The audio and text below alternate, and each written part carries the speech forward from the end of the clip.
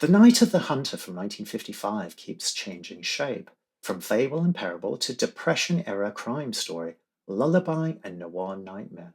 The sole directing credit in the filmography of actor Charles Laughton, it's a strange, unnerving, sometimes jarring and yet poetic work, beloved by filmmakers such as Fassbinder, Robert Altman and Martin Scorsese, and by musicians like Tori Amos, who based the cover of her 1996 album Boys for Pele on the role of protector Rachel Cooper, played by Lillian Gish. It confounded critics and audiences at the time, but it's since become a major touchstone.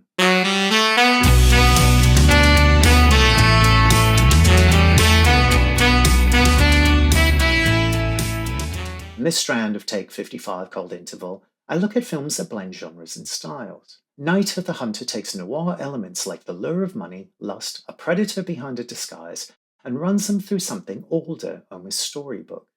John, played by Billy Chapin, and Pearl, played by Sally Jane Bruce, are a brother and sister sitting on a secret forced upon them by their father Ben, played by Peter Graves.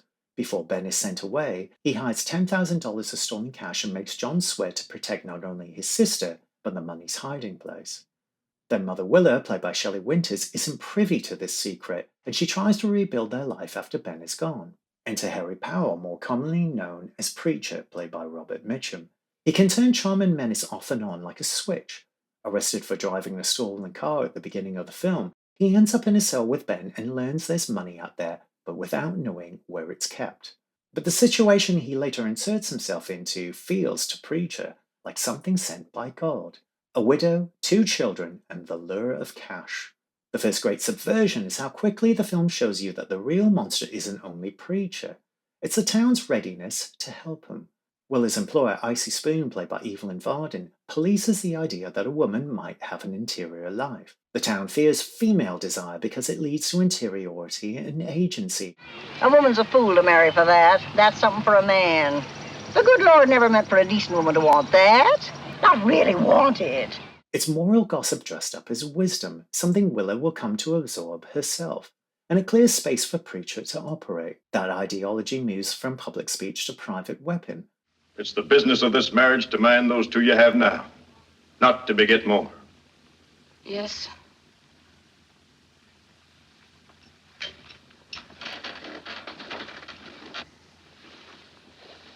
All right, you can get in bed now. Stop shivering.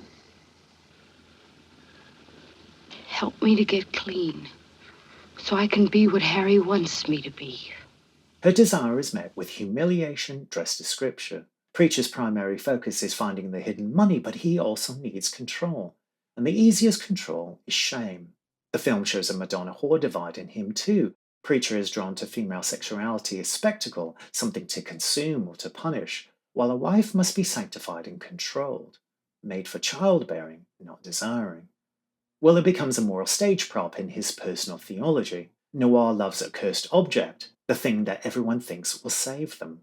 And here the money loses its spell. To Pearl, it's only paper. Stray notes drift past Preacher's feet as he steps outside, unseen by him. The adult plot is blowing in the wind, and the monster can't even recognize it because innocence has made it invisible. When John discovers Preacher's main motive, he takes Pearl and uses the river as an escape route. And this is where the doubleness becomes physical. It offers freedom and grace, but also casual brutality, much like humans themselves. When Preacher steals a horse to follow them, it's as if the movie itself is travelling backwards through time.